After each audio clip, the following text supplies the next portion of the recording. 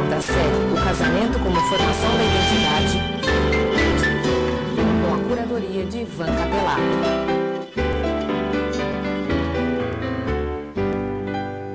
Casamento. Essa tradição tão antiga na história do homem ainda é cercada por muitas dúvidas. Por que casar? O casamento por amor é um fato muito recente. Nas origens, o casamento servia para a preservação da espécie. Em séculos recentes, tornou-se uma maneira de preservar o patrimônio familiar. Mas e hoje? Por que o casamento sobrevive? O diálogo entre a psicanálise, a filosofia e a antropologia pode apontar respostas. Ivan Capelato, Regis de Moraes e Carlos Rodrigues Brandão falam sobre o casamento e buscam a resposta para a pergunta principal: o que é o casamento? Este Café Filosófico é uma edição especial da série O Casamento como Formação da Identidade, que teve curadoria do psicanalista Ivan Capelato. Por que homens e mulheres, além de passarem pela vida uns dos outros, não é? Além de se tocarem, se amarem, não é? Muitas vezes se encontram e permanecem e se casam, não é? Por algum tempo, por muito tempo, por toda uma vida, ou o que seja. A minha busca de respostas vai passar por essa pergunta: por que nós nos tornamos assim? Por que concretamente nós nos unimos, não é, em alguma coisa a que demos o nome de casamento? Percebi que exatamente por estar muito comprometido o conceito de casamento, por estar muito comprometido pela sociedade de consumo, pelo desvario individualista da sociedade de consumo, o tema do casamento, por esta exata razão eu não queria me afastar dele, nem queria abandoná-lo. Eu vou começar a falar sobre essa coisa complicada que é o casamento dentro da sociedade contemporânea e o casamento como fator de identidade hoje.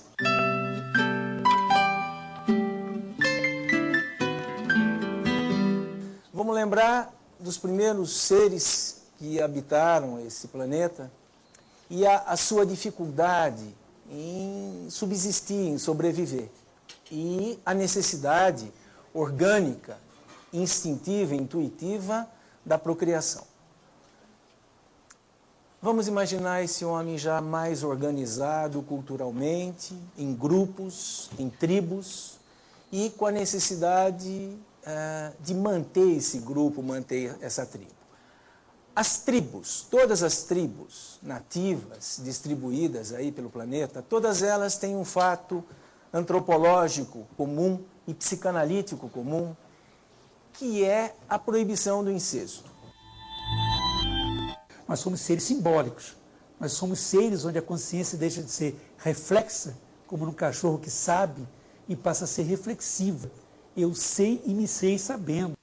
Princípios que de repente regulassem, não é, aquilo que é absolutamente natural nos nossos primos gorilas, por exemplo. Senão nos destruiríamos, nos mataríamos. Então o que nós fizemos? Em primeiro lugar, nós criamos como arbítrio da cultura, arbítrio nesse sentido, não precisava biologicamente ser assim, mas acabou sendo como um contrato entre seres humanos, né? Nós começamos a criar primeiro sistemas de identificação de pessoas, né? Quem é quem na sociedade em função de quem pode viver e fazer o que com quem. E aí criamos, não é, o que alguns antropólogos, inclusive Claude Lévi-Strauss, que começou a sua vida de pesquisador aqui no Brasil, né, vai chamar de tabu do incesto. Incesto é essa relação muito complicada que até hoje nós discutimos. O incesto é um valor cultural, um tabu, desde que os primeiros escritos do homem apareceram e ficaram visíveis aí nos papiros, nas pedras e tudo mais.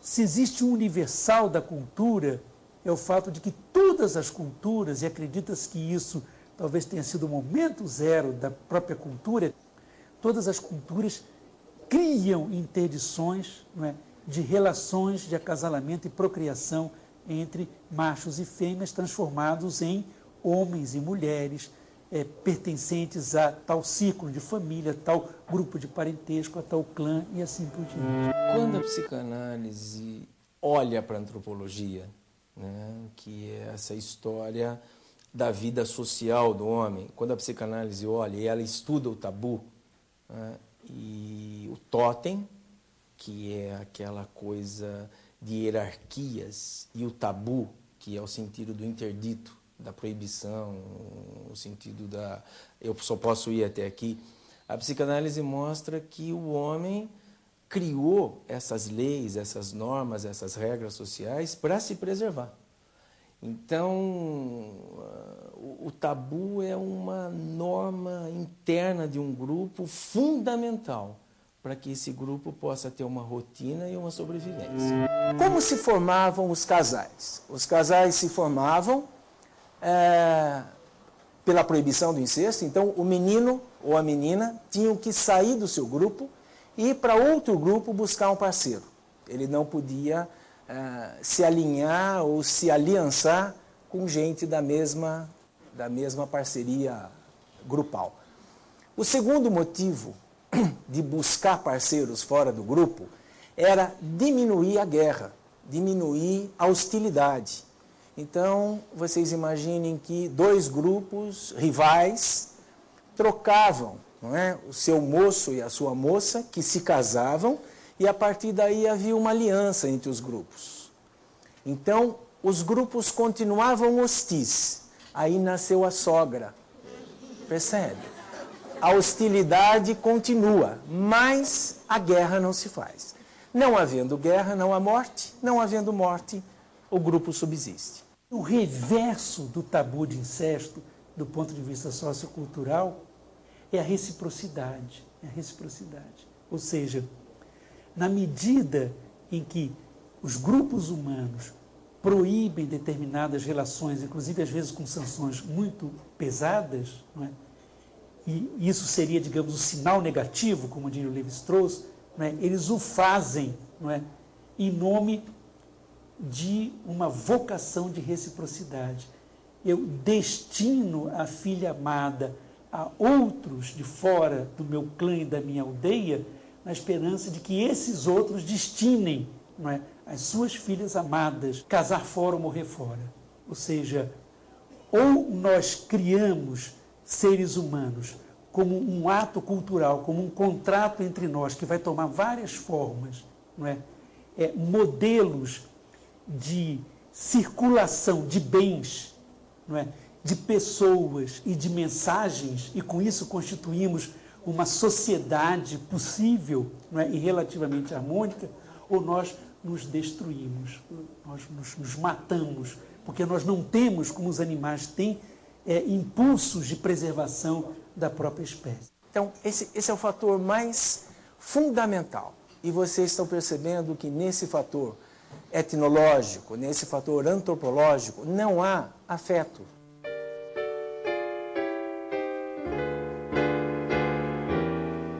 Até o século XIX, início do século XX, nós ainda tínhamos na Europa, aqui no Brasil, para preservar a economia de alguns grupos, os casamentos eram chamados de casamentos arranjados.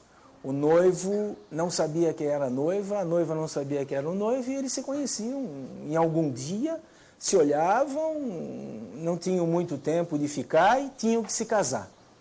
Era um fato econômico. No século XIX, foi cunhada uma fórmula, a Revolução Industrial cunhou uma fórmula. Essa fórmula diz: homem é igual a produção, que é igual a dinheiro. E esta fórmula foi chamada pelo filósofo alemão Max Scheler de o desastre antropológico que nos veio do século XIX. Porque, a estar certa a matemática, e a matemática está certa ao dizer que se A é igual a B e B é igual a C, eu tenho que A é igual a C, então, aceita e admitida essa fórmula, não há nem mais meio passo para a mercantilização das relações interhumanas, para a mercantilização da vida, para a coisificação da vida humana. Então o casamento passa por um fato de preservação do grupo e depois por um fato de preservar a economia dos grupos. E só ultimamente o casamento passou a ser um fato psíquico, um fato afetivo. A relação de casal, a ideia do casal, a existência de pares, ela nunca começa e não começou na história do homem como um fato afetivo. Hoje, ela tenta ser um fato afetivo.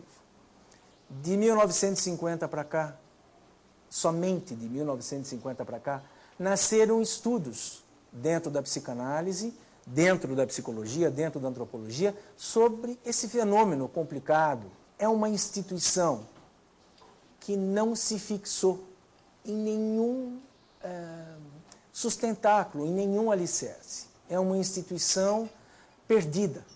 O casamento não pertence mais ao social, não pertence ao cultural, não pertence ao afetivo e está pertencendo agora ao jurídico. E alguns estudiosos aí do casamento acham que ele vai se transformar logo, logo num fato perdido. E nós vamos voltar, talvez, a procriar mais por necessidade do que por uma vontade, um desejo.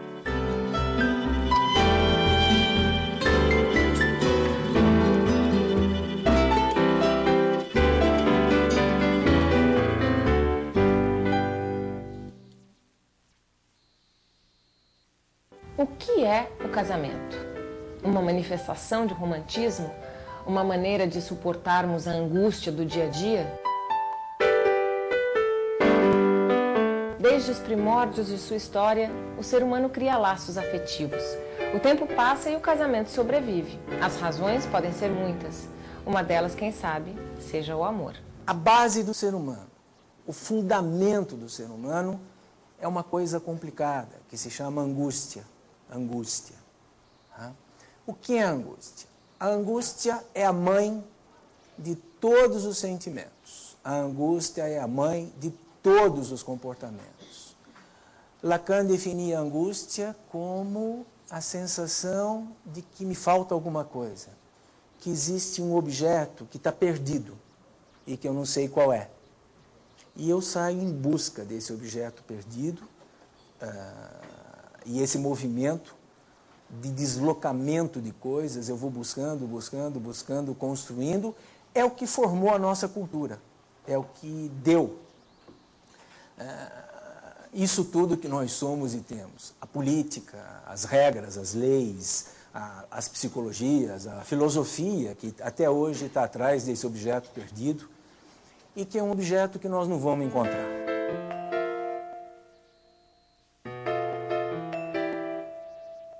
Da angústia nascem todos os fenômenos psicológicos. Da angústia nasce a doença, da angústia nasce o amor, o ódio, o medo e tudo aquilo mais que vocês possam colocar como sensação, sentimento, e da angústia nascem os nossos desejos. Vamos pensar no casamento.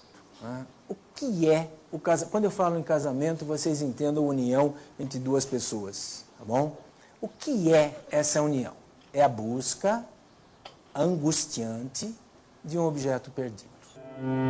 Eu acredito na bondade humana, eu acredito na possibilidade das pessoas serem felizes, eu acredito que possa haver um casamento onde você constrói conjuntamente, não só troca angústias. E eu queria saber como você vê isso, se você acredita na união feliz e construtiva. Eu também acredito na bondade humana, acredito que é possível ser feliz, mas tudo isso existe sob o invólucro dessa outra coisa que você vai ver aí fora o tempo todo na TV e nas revistas, que é essa falsa ideia de que para ser feliz você não pode ter problema. Ser feliz, vamos imaginar um casal feliz, um casal que possa trocar essas angústias até o momento em que elas percam o seu efeito destrutivo e pesado. E aí você tem um casal feliz, que teve que passar por esse processo. E aí vão passar de novo, como uma montanha-russa.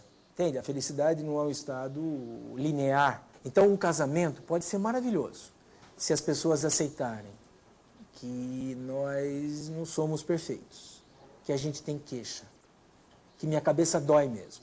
E quando minha cabeça dói, eu quero minha esposa perto de mim.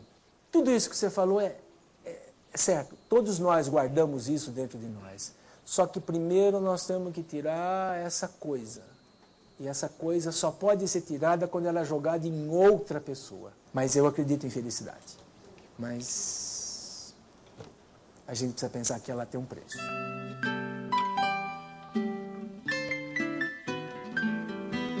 Há romantismo nisso? Há.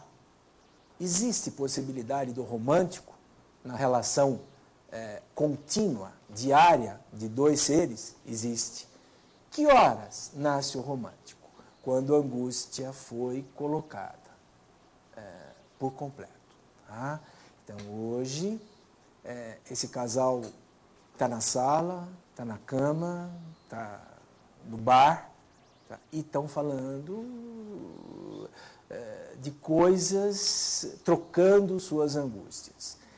Se eles suportam fazer isso em qualquer lugar, os irmãos, os filhos da angústia, os irmãos da raiva, do medo, dão lugar a um sentimento gostoso, que é a oferta, que é o nascimento da coisa mais saudável, mais lúcida de uma união de duas pessoas, que é o cuidado.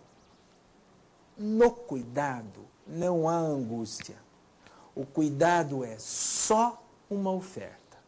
Então, de repente, esse marido se levanta para cobrir os filhos e aproveita e lembra que ela tem que tomar um remédio de manhã e vai buscar na cozinha com um copo d'água e, de repente, depois de 6 anos, manda uma dúzia de rosas para ela e hoje não é data de nada e sente muito prazer em fazer. Ela não está entendendo nada, mas ele sente muito prazer em fazer isso. Há mulheres que dizem, meu marido, se quiser pescar, pesque, mas que limpe os peixes. Eu não. A qualquer hora da noite me levanto, ajudo a escamar, abrir, retalhar e salgar. É tão bom, só a gente, sozinhos na cozinha. De vez em quando os cotovelos se esbarram, ele fala coisas como este foi difícil, prateou no ar dando rabanadas e faz o gesto com a mão. O silêncio de quando nos vimos a primeira vez atravessa a cozinha como um rio profundo. Por fim, os peixes na travessa, vamos dormir. Coisas prateadas espocam. Somos noivo e noiva.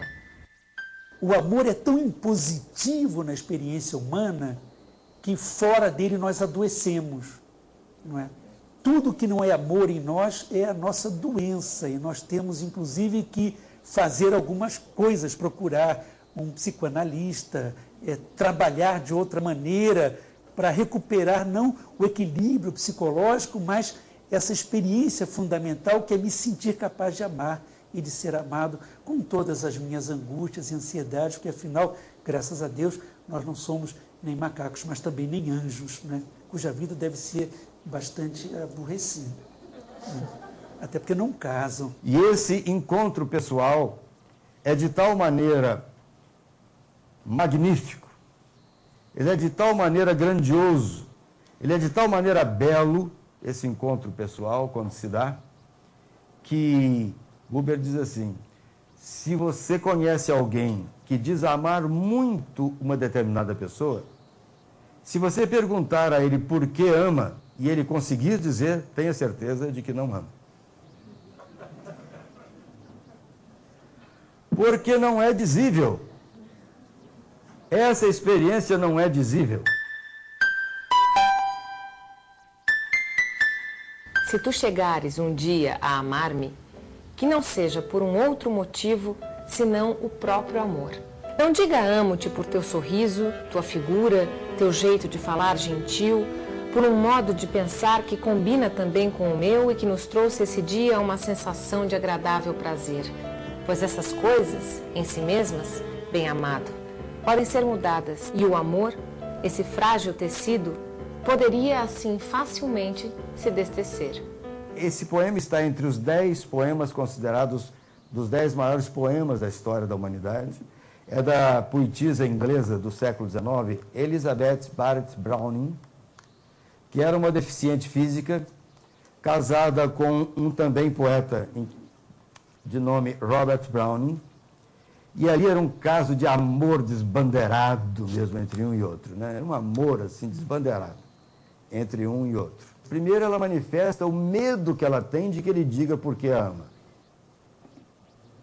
Depois ela foge de dizer porque ela o ama. Toda parceria é de alguma forma um casamento. E o casamento em si é a parceria mais íntima que os seres podem ter. A mágica, para que isso subsista, é a possibilidade daquele que está um pouco mais forte poder ouvir a angústia do outro. Muitas pessoas acusam essa herança romântica que nós temos, aquele de que sonhar com o príncipe encantado ou com a princesa encantada, depois que acaba se tornando, o príncipe se torna um sapo e a princesa acaba se tornando uma bruxa. E como o senhor vê essa questão dessa herança romântica que nós temos, que se tem contribuído beneficamente ou se tem contribuído maleficamente para os relacionamentos atuais? Herança romântica.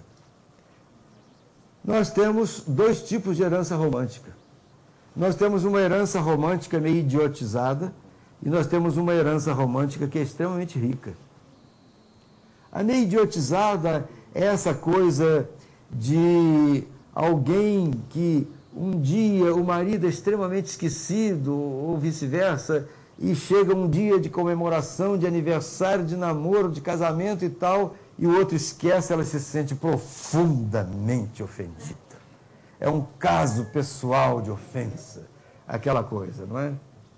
Na verdade, a generosidade, essa palavra, ela vem disto, que nós todos nos sintamos membros do gênero humano. Isto é, falíveis. Isto é, frágeis. Isto é, às vezes falhando de memória e tudo mais. Vejamos a herança romântica boa. É aquele romantismo em que eu sou capaz de olhar para minha esposa hoje, com seus 60 anos, e dizer como ela continua linda. Isso é romantismo? É romantismo, sim. Romantismo da melhor cepa, romantismo da melhor qualidade. É aquele que nos aproxima, é aquele que nos faz mais necessários um ao outro, é aquele que nos faz mais poeticamente esposos e esposas.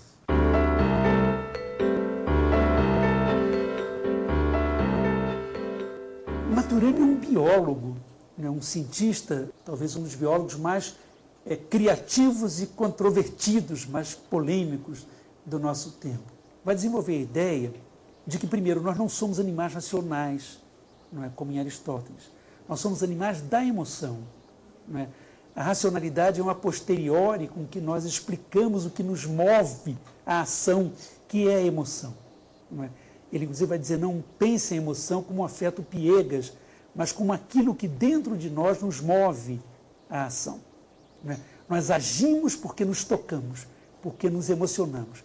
E depois nós pensamos e justificamos a nossa ação numa posteriori, mas sempre o motivo da ação é afetivo e emocional.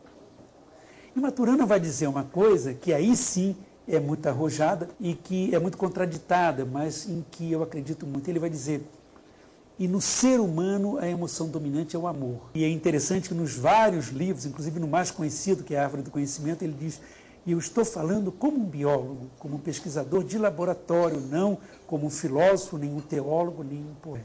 Tem até um momento em que ele vai dizer, se vocês acharem essa palavra incômoda ou muito romântica, substituam pelo desejo de conviver com o outro, por ele ser um outro diante de mim, sem nenhuma utilidade nessa convivência. Nós somos a única espécie, não é, que perdura a experiência do amor. Não é? Ou seja, nós não só somos seres do amor, mas somos seres que convivemos, né, inevitavelmente com a experiência do amor ao longo de toda a vida. Uma mãe tem uma ligação profundamente afetiva com uma filha de 3 meses, de 3 anos, de 30, de 60. Essa relação ela se mantém. Às vezes até ela se qualifica, não é? E mais aumenta do que diminui.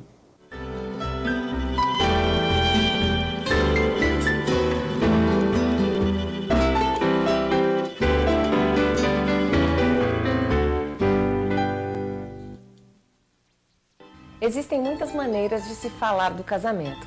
O casamento como fenômeno social, o casamento como parte da nossa cultura, o casamento como escolha afetiva. Nesta edição especial da série O Casamento como Formação da Identidade, o psicanalista Ivan Capelato, o antropólogo Carlos Rodrigues Brandão e o filósofo Regis de Moraes debatem os vários pontos de vista sobre o casamento e apresentam uma pergunta fundamental: por que casar?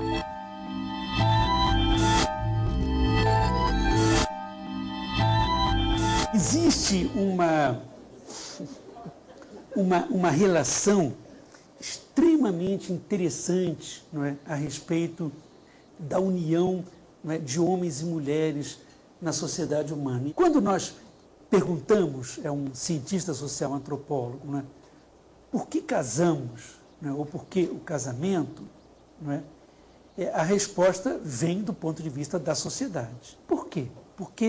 Não porque nós casamos, não é, mas porque as sociedades criam, não é, a obrigação de nós casarmos. Nós vivemos agora em sociedades em que isso não é impositivo. Por que nós continuamos criando, com o nome de casamento, ou que outro nome tenha, não é, relações que nós sonhamos serem perduráveis, não é, pelo menos por um ano, não é, às vezes por 40. Na psicologia, o casamento tem a ideia da parceria, a ideia da constituição do casal, do par, dos parceiros, é dada. Freud, em 1914, ele disse que a reunião de 2 pessoas que vão ser parceiros se dá por 3 fatores. O primeiro fator é o fator anaclítico. O fator anaclítico é a possibilidade de um homem procurar uma mulher para nela continuar representando a sua vida maternal, a sua vida familiar, para repetir com ela a sua vida familiar. E a mulher procurar um homem para repetir a sua vida familiar. O segundo fator é o fator narcísico, não é? Que é a ideia de possuir alguém exclusivamente para si. Não é? A minha namorada, a minha esposa, o meu esposo, o meu namorado. E o terceiro fator seria a possibilidade dessa união, dessa escolha, se transformar num fato afetivo. União é dialogia de vidas. Ou não é união. Ou é encenação, pura e simplesmente. União é a iluminação do encontro pessoal, que é algo fascinante que se vai fazendo em momentos quando os personagens generosamente, bondosamente vão entremostrando as pessoas que envolvem, que involucram, né? A Mary Douglas, que é uma antropóloga muito conhecida e muito criativa, ela tem um livro chamado O Casamento, inclusive existe em português, não é? E logo o primeiro capítulo se chama, não é, Para que serve um marido? Não é? Já o Sérgio Moscovitch, ele começa o capítulo 8, por que as mulheres? Não é? Por que as mulheres? Não é? Comadre Zefa, não é, que foi a parteira, não é, que ajudou minha mulher a nascer, aliás, ela e os seus 3 irmãos, lá de Moçâmedes, no interior de Goiás, não é? Uma vez ela confidenciou, não é, para Maria Alice, quando era minha noiva, ela disse a Maria Alice: Lilice, o homem é uma peça muito incômoda, mas a gente deve fazer por preservar. Sabedoria camponesa pura e sem subterfúgio.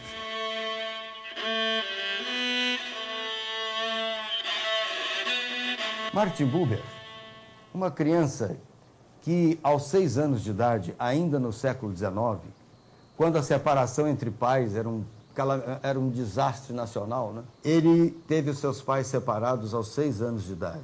Fez-se então, aos 6 anos de idade, ele fez a si mesmo a pergunta que iria ser o leitmotiv, o grande mote de todo o seu pensamento dialógico ao longo de 86 anos que ele viveu.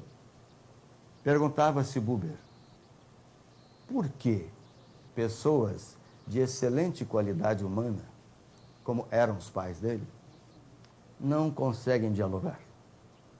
Não chegam a um diálogo de profundidade. Então ele inventou as chamadas palavras princípios, né? E ele chama de palavras princípios umas combinações estranhas que ele mesmo fez, que estranhas que são pronomes com pronomes, né? Então ele cria a palavra eu, isso, um pronome pessoal, um pronome demonstrativo, eu, isso, eu, hífen, isso, para se referir às relações objetais, as nossas relações com o mundo das coisas. Ele cria a palavra eu, tu, que é a palavra que regerá todas as relações entre seres humanos. E ele cria a palavra princípio, como místico judeu, ele não poderia abrir mão disso, ele cria a palavra princípio eu, tu eterno, que é a terceira palavra princípio. Então, nos diz Buber, nós temos 3 níveis de relacionamento. Primeiro, a vida com a natureza. Depois, o nível da vida com os homens. E terceiro, o nível da vida com o absoluto. E ensina-nos Buber, a primeira experiência, eu, isso que nós temos, é a nossa experiência com o nosso ambiente geográfico, com a nossa paisagem geográfica. Isso tem muito a ver com a disposição de espírito das pessoas, com a personalidade, com o caráter. Se nasceu no agreste, se nasceu numa região fecunda, se nasceu num deserto, numa região desértica, isso tem tudo a ver. Então, primeiro, eu isso é com a paisagem. Lá o horizonte que está distante, as árvores, as águas, os rios. Segundo nível ainda do eu isso, portanto, estamos na vida com a natureza. Segundo nível do eu isso é a nossa relação com os objetos próximos. Então, eu preciso desse microfone, preciso dessa pasta, preciso desse papel, desse óculos, dessa água que está aqui do meu lado. Os objetos próximos. Relações objetais. Até aqui nada de surpreendente, nada de novo. Buber começa a surpreender agora, quando na primeira parte do seu poema, ainda falando das relações objetais, ele diz algo muito estranho e curioso entre seres humanos. É que muitas vezes as suas relações são eu, isso. São relações objetais. São relações eu, isso. Entre pessoas.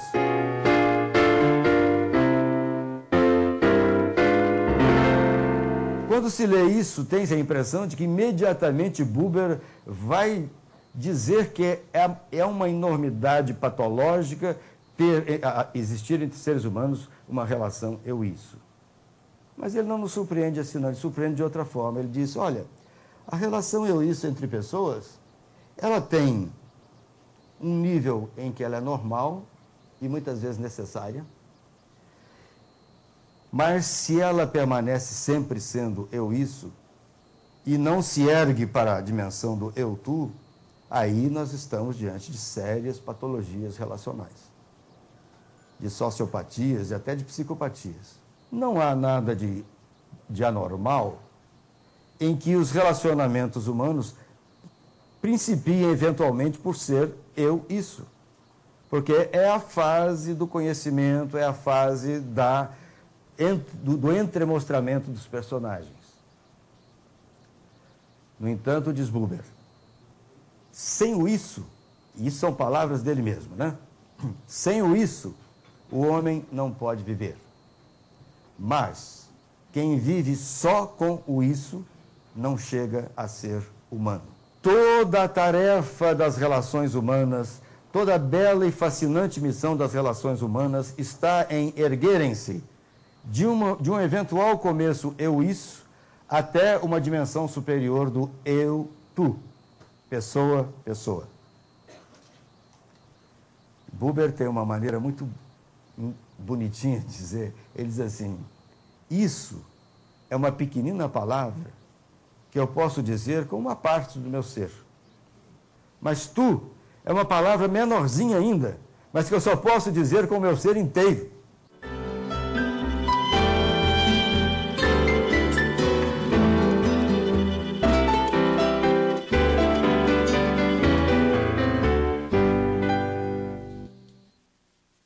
Falamos do casamento do ponto de vista da história, da antropologia, da sociologia, da psicanálise. São caminhos que nos levam a pensar sobre os vários significados do casamento. Mas um diálogo sobre o casamento nunca ficaria completo sem um aspecto fundamental: o casamento como união de vidas. A sociedade contemporânea coloca sobre nós a ideia do ser desejante incompleto. Então, eu saio à noite e procuro, encontro aquilo que eu acho que eu desejo, curto um pouco aquilo e depois me afasto. Hoje, as pessoas têm fugido dessa comunhão, dessa unidade, desse namoro, desse casamento, por perceber o quanto ele termina, o quanto ele é falho, o quanto ele dói, o quanto ele machuca as pessoas, o quanto ele agride a individualidade das pessoas. Mas que isso não é uma verdade completa. A verdade completa é que duas pessoas podem passar o resto da vida juntas, se continuarem mantendo as diferenças, respeitando as diferenças.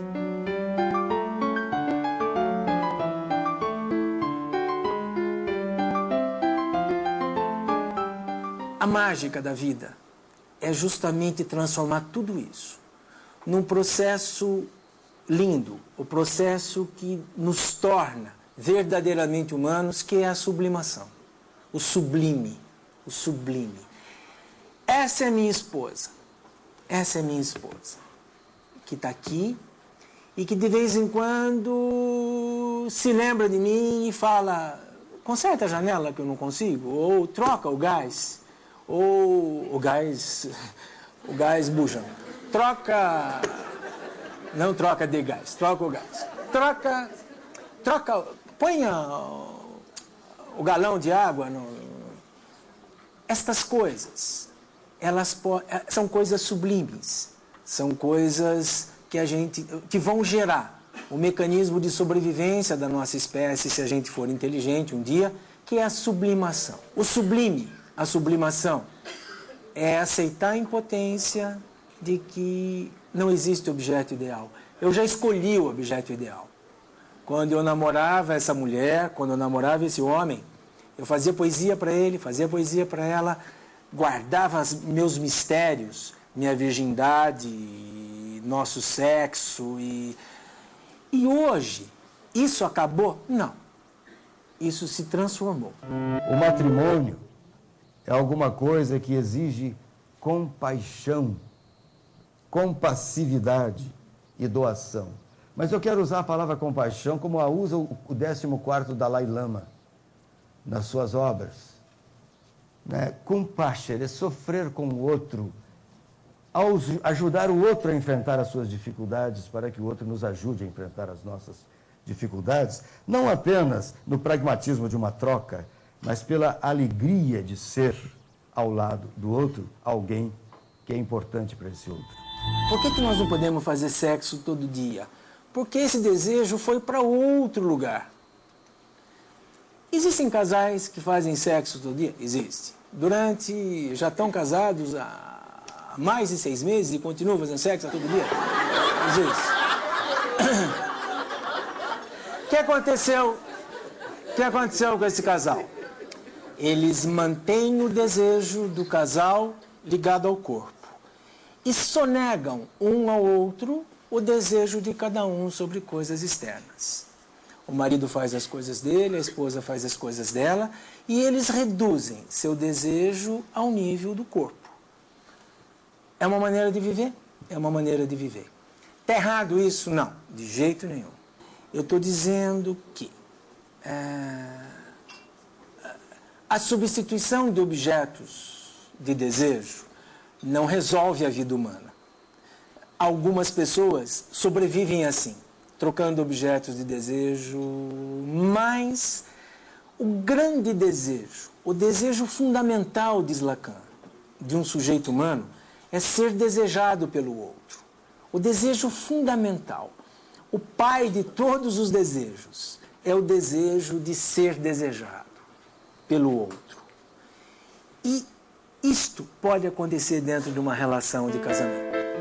A manutenção de uma união, seja qualquer casamento, entre um homem e uma mulher, entre dois homens, entre duas mulheres, entre pai e filho, entre amigos, a certeza da sobrevivência dessa relação é a capacidade de que o outro continue a se sentir um objeto de desejo, que pode ser sexual também.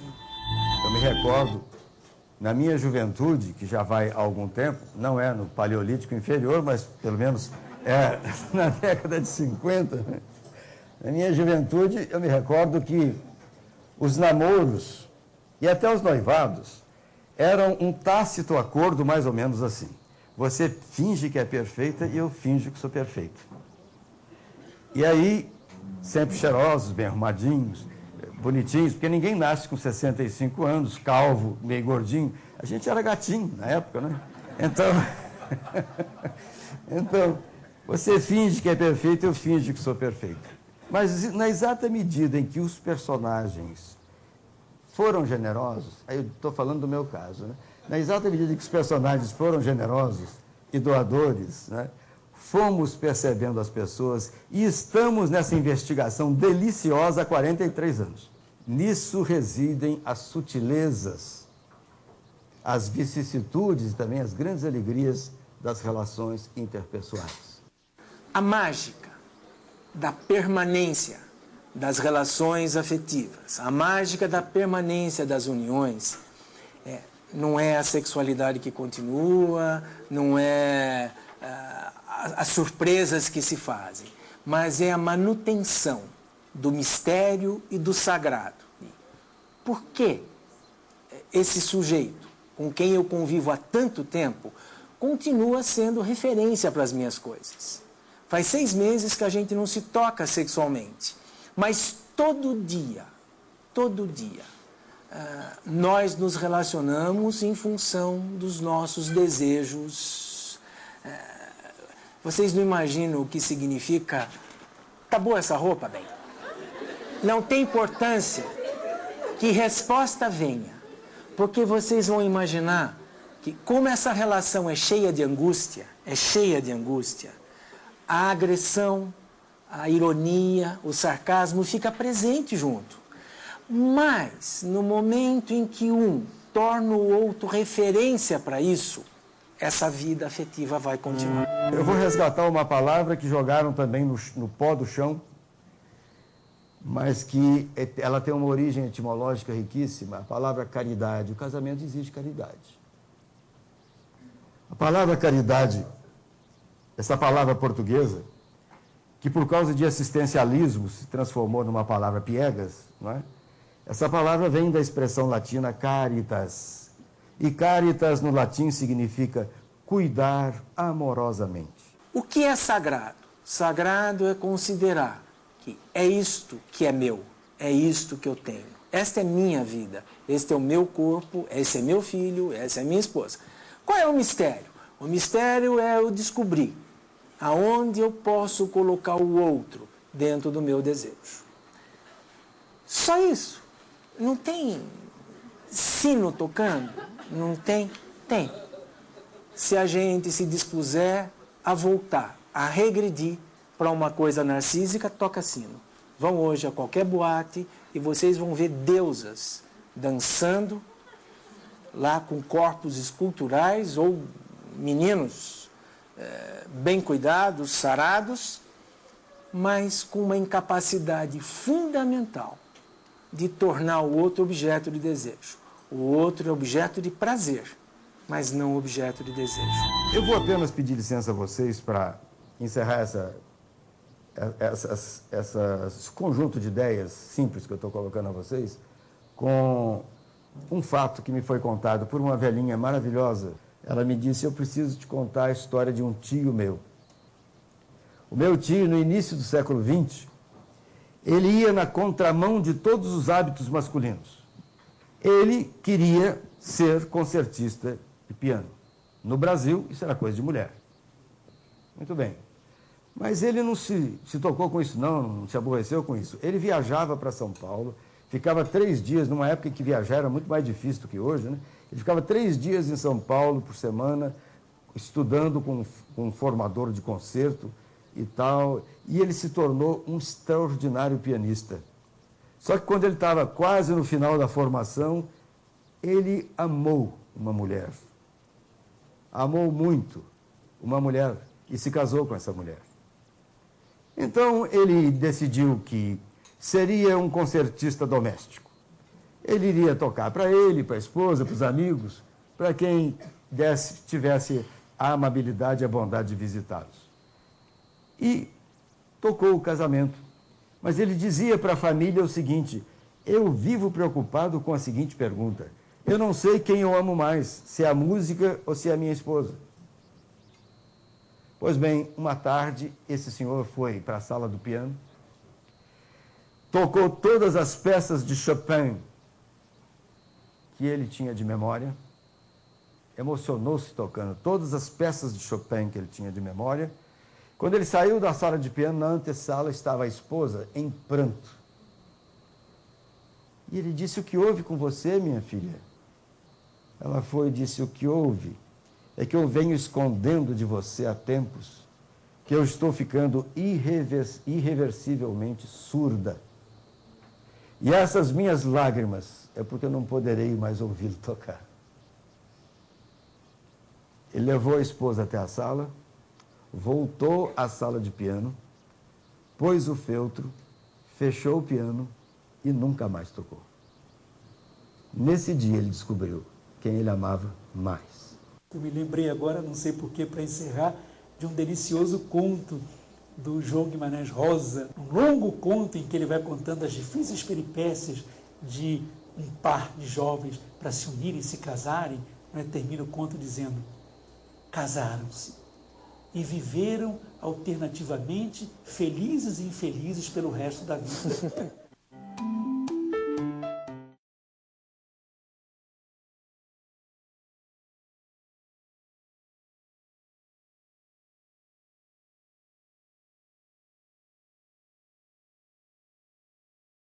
Homens e mulheres pertencentes a tal círculo de família, tal grupo de parentesco, a tal clã e assim por diante. Quando a psicanálise olha para a antropologia, né, que é essa história da vida social do homem, quando a psicanálise olha e ela estuda o tabu, né, e o totem, que é aquela coisa de hierarquias, e o tabu, que é o sentido do interdito, da proibição, o sentido da eu só posso ir até aqui, a psicanálise mostra que o homem criou essas leis, essas normas, essas regras sociais para se preservar. Então, o tabu é uma norma interna de um grupo fundamental para que esse grupo possa ter uma rotina e uma sobrevivência. Como se formavam os casais? Os casais se formavam pela proibição do incesto. Então o menino ou a menina tinham que sair do seu grupo e ir para outro grupo buscar um parceiro. Ele não podia se alinhar ou se aliançar com gente da mesma parceria grupal. O segundo motivo de buscar parceiros fora do grupo era diminuir a guerra, diminuir a hostilidade. Então, vocês imaginem que 2 grupos rivais trocavam, não é, o seu moço e a sua moça, que se casavam, e a partir daí havia uma aliança entre os grupos. Então, os grupos continuavam hostis. Aí nasceu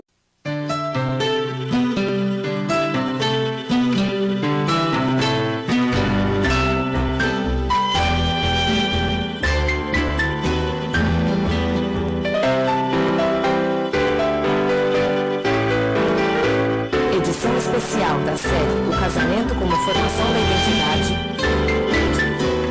com a curadoria de Ivan Capelato. Casamento. Essa tradição tão antiga na história do homem ainda é cercada por muitas dúvidas. Por que casar? O casamento por amor é um fato muito recente. Nas origens, o casamento servia para a preservação da espécie. Em séculos recentes, tornou-se uma maneira de preservar o patrimônio familiar. Mas e hoje? Por que o casamento sobrevive? O diálogo entre a psicanálise, a filosofia e a antropologia pode apontar respostas. Ivan Capelato, Regis de Moraes e Carlos Rodrigues Brandão falam sobre o casamento e buscam a resposta para a pergunta principal: o que é o casamento? Este Café Filosófico é uma edição especial da série O Casamento como Formação da Identidade, que teve curadoria do psicanalista Ivan Capelato. Por que que homens e mulheres, além de passarem pela vida uns dos outros, não é? Além de se tocarem, se amarem, não é? Muitas vezes se encontram e permanecem e se casam, não é? Por algum tempo, por muito tempo, por toda uma vida, ou o que seja. A minha busca de respostas vai passar por essa pergunta: por que que nós nos tornamos assim? Por que que concretamente nós nos unimos, não é, em alguma coisa a que demos o nome de casamento? Percebi que exatamente por estar muito comprometido o conceito de casamento, por estar muito comprometido pela sociedade de consumo, pelo desvario individualista da sociedade de consumo, o tema do casamento, por esta exata razão eu não queria me afastar dele, nem queria abandoná-lo. eu vou começar a falar sobre essa coisa complicada que é o casamento dentro da sociedade contemporânea e o casamento como fator de identidade hoje.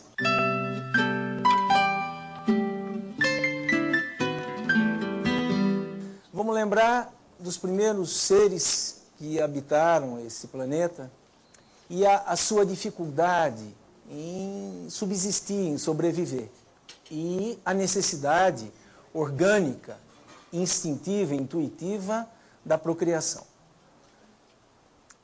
Vamos imaginar esse homem já mais organizado culturalmente, em grupos, em tribos, e com a necessidade de manter esse grupo, manter essa tribo. As tribos, todas as tribos nativas distribuídas aí pelo planeta, todas elas têm um fato antropológico comum e psicanalítico comum, que é a proibição do incesto. Nós somos seres simbólicos. Nós somos seres onde a consciência deixa de ser reflexa, como no cachorro que sabe, e passa a ser reflexiva. Eu sei e me sei sabendo. Princípios que, de repente, regulassem, não é, aquilo que é absolutamente natural nos nossos primos gorilas, por exemplo. Não é? Senão nos destruiríamos, nos mataríamos. Então, o que nós fizemos?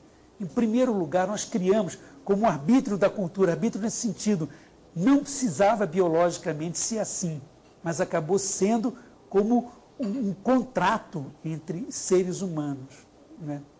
Nós começamos a criar primeiro sistemas de identificação de pessoas, né? Quem é quem na sociedade em função de quem pode viver e fazer o que com quem. E aí criamos, não é, o que alguns antropólogos, inclusive Claude Lévi-Strauss, que começou a sua vida de pesquisador aqui no Brasil, né, vai chamar de tabu do incesto. Incesto é essa relação muito complicada que até hoje nós discutimos. O incesto é um valor cultural, um tabu, desde que os primeiros escritos do homem apareceram e ficaram visíveis aí nos papiros, nas pedras e tudo mais.